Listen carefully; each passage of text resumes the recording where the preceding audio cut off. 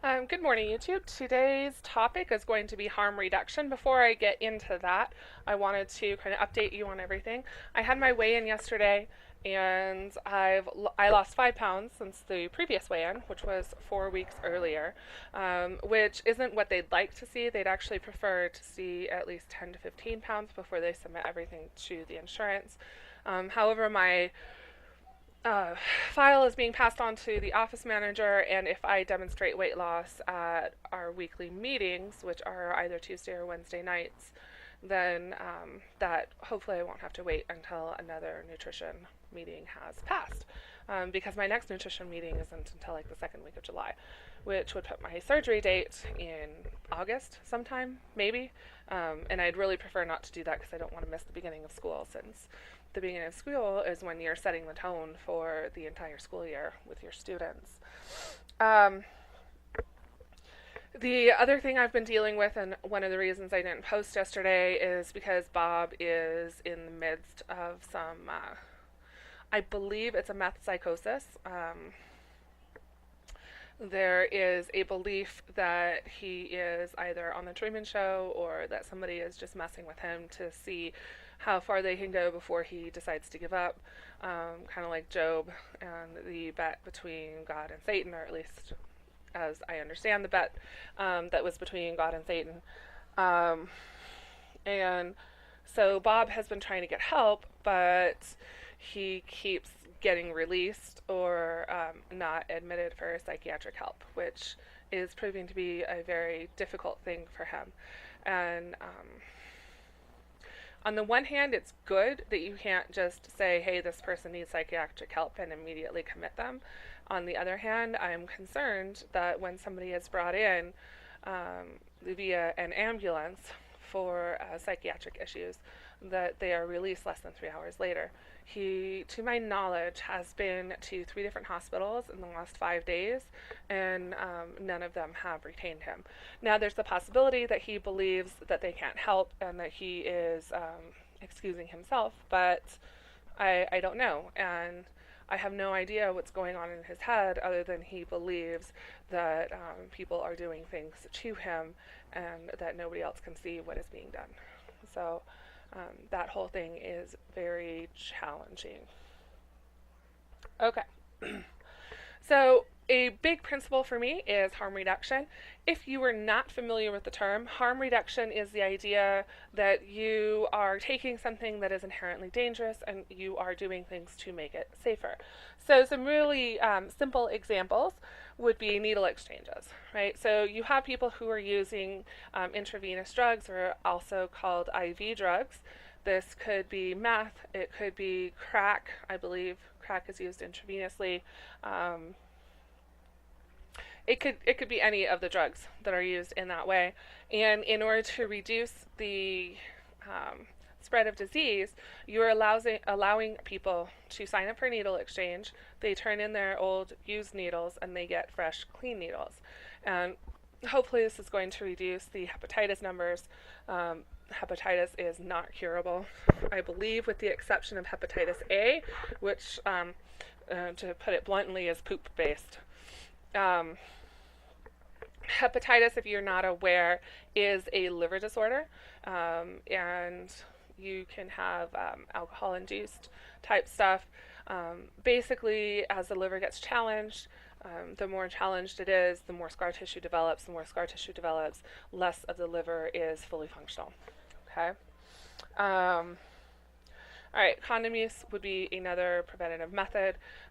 So, a kind of blatant example of condom use in order to prevent the transmission of disease would be having sex workers using condoms every single time, right? And not saying, okay, I'll take extra money if you want bareback or that kind of thing.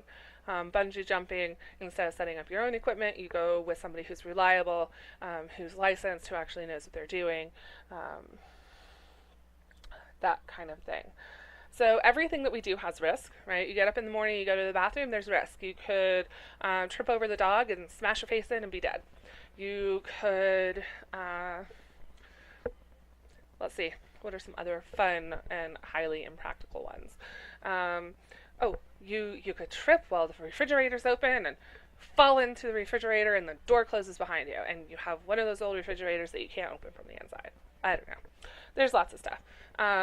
When people are walking to school, when you're driving to work, when you are at the gym, if you're hiking, there's all sorts of stuff that we do in order to make those things safer. When you drive, you're following hopefully, you're following the speed limit, you've got your seatbelt on, you're driving a car that is safe to drive, so the brakes work, the indicators on it work, turn signals. Turn signals are important in New Mexico. Let's see, what else? Oh, when you're walking, it's safer to stay on the sidewalk, to use the crosswalks, to make sure you're looking both directions, to not text and walk. This is actually a newer thing that is becoming a problem, is people are texting and walking. And you may have seen one or two videos on YouTube where somebody just like slams into the wall, right? Or they slam into a pole or something like that because they're not paying attention. Maybe somebody walks and they fall into a manhole, an open manhole cover, uncovered manhole, that kind of thing, because they're trying to do whatever. Texting and driving is also a bad idea.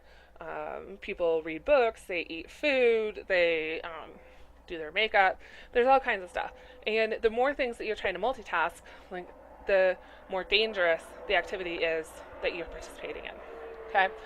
When you're hiking, safety measures that I would probably take is, even if I was only planning on a day hike, I would have a few items.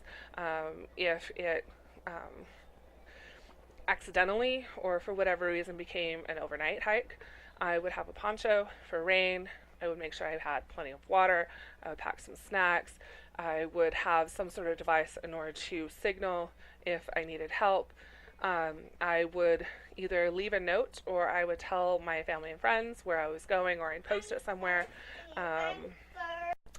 So the idea behind harm reduction is that we want to prevent as much as we can, even if people are choosing to participate in activities that are more dangerous. So the big example I give to my students is, let's say that you're invited to a party where alcohol is present. There are a lot of choices that you can make, both prior to going to the party and while you're at the party, that could make your party more enjoyable, and that could make the aftermath less problematic for you. So that could include things like deciding how many drinks you want to have in advance, or choosing not to drink at all.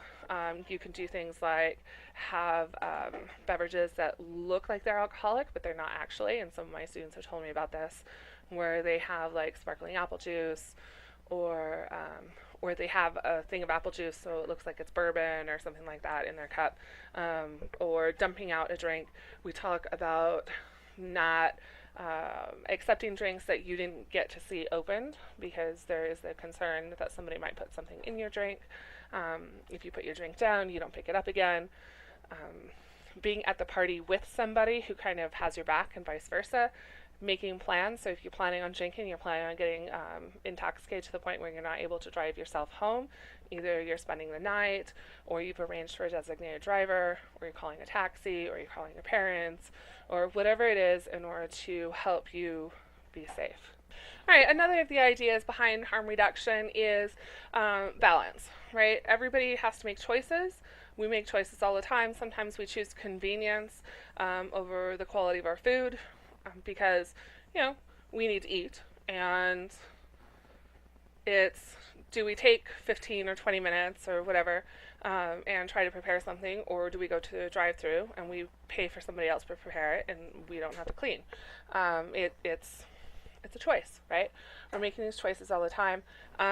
What I would urge is that even if you don't agree with somebody's decisions, that you understand. That doesn't mean you can't ask questions. That doesn't mean you can't offer suggestions if the person seems open to them, but it does mean respecting what they've chosen to do. The biggest things that I can come up with that I've experienced are the whole mommy wars thing, right? Because you have kind of the crunchy mommies who are doing cooking everything at home, they cloth diaper, they do attachment parenting, the kid gets zero TV, no electronics until they're like 5. They're the ones who are doing activities with their kid all day, tend to be more stay-at-home moms, that kind of stuff. You have moms who are very different. Circumcision is something that people are incredibly opinionated on. Vaccination is another really big one. And I've got some pretty strong opinions when it comes to both of them, but I also understand that people are going to make the choices that they need to make. So much like religion, whatever is working for them, as long as it's not putting the kid in danger, then do what you got to do. Okay? A really good example of this that I can come up with is Sally. Now, Sally has 3 children. One of them is very, very sick with a terminal illness, and she is a single mom. So she's working her butt off, trying to provide for all 3 of her children, um, and she has to take her daughter constantly to doctor's appointments and scans and all of that kind of stuff because they're basically waiting for the terminal illness to rear its ugly head again and take the life of the child. And so this is a pretty big deal, right? And the illness has indeed made a comeback. And one of the things that Sally has chosen to do is to provide a level of predictability for her children.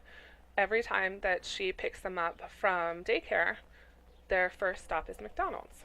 And this is a standard thing. Now, McDonald's isn't the healthiest food.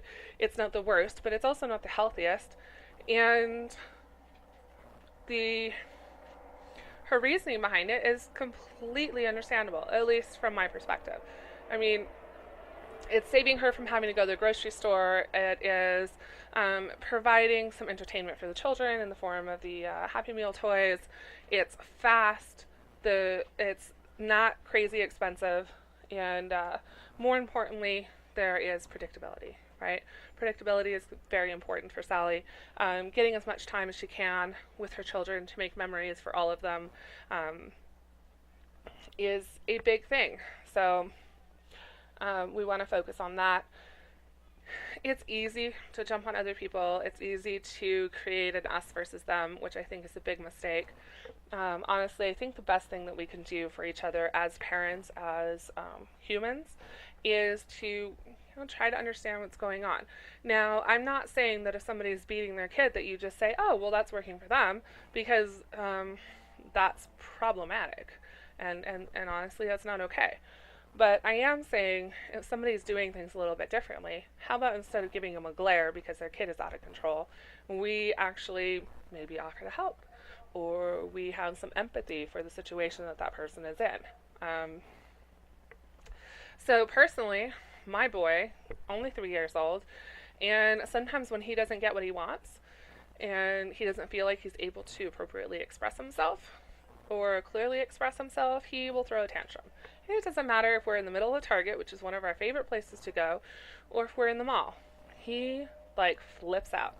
Now, I'm not going to drag this kid out and paddle him and threaten him until he is compliant. Okay, that's just not how I choose to parent. It is not my job to put the fear of anything into him. From my perspective, my job is to provide him security and safety and predictability. Okay, so he knows what his boundaries are. He knows what's going to happen if he disturbs those boundaries, and it tends to focus on natural consequences. For example, this morning he didn't want to go to camp, so we didn't go to camp. And now he's not going to get to go to camp today because they had a field trip, and he missed out on the field trip.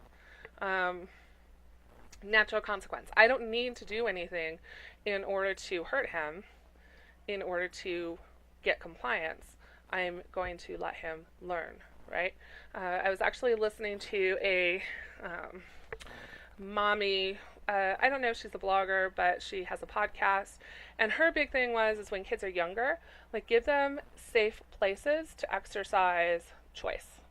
So instead of taking them and putting them in a bunch of highly structured, lots of rules situations, you put them in places where they are free to explore, places that are safe for that. And that way, and I've definitely noticed this with the kid, the more choices he's allowed to make, the happier he is, right? Because one of the worst things, and I know that you've experienced this even as adults, is when you can't control anything, right? And this is one of my challenges with Bob. I cannot control what's happening to him. I can't make what's happening to him any better. And it sucks, right? Um, but I can control some things. And so I'm going to focus on the things that I can control. And I think I'm getting a little bit off topic, but I just want to say be nice to each other, please. There are so many other things going on in this world that we do not need to compound the problems by being jerks. We just don't. Okay? Um, Support systems. Support systems are incredibly important. I am not one of those people who easily makes friends. In fact, I'm pretty awkward when it comes to making friends. I'm terrible at keeping in touch, and it's not anything personal. It doesn't mean I don't care about these people. It just means that if you're not right in front of me, it's not that I'm not thinking about you. It's just that I haven't reached out in a while. So I've got a couple people that I think about on a pretty regular basis. But then when I think about calling them, I look at the time and I realize it's midnight, or that it's really early in the morning, or whatever, and I don't call. Or I don't think that I've got a good reason to call because, just talking to talk seems kind of awkward sometimes. But anyway, support systems, moderation is really important. Everything's got positive and negatives. I actually challenge my kids every year. Find something that has only positive consequences or only negative consequences. And not one person has actually been able to do this. They haven't come up with anything that has both, that has only positive or only negative consequences. Okay, so I'm challenging you. If you think you can come up with something that is only positive or only negative consequences, then please let me know, and I will address that in my next video, and we'll see what goes on. Okay, so I'm done. Harm reduction. Making everything that we do a little bit safer is going to reduce risk. It's going to hopefully reduce the need for intervention, and it's going to make everybody happier. So keep it in mind. Think about it. Don't go to extremes on anything. And this is the Fat Health Teacher signing out. I hope that you all have a wonderful day. And if you are finding any of this informative or cringeworthy or whatever, please like and share, and you will be appreciated. We are already appreciated, but I will appreciate it even more. Thank you very much.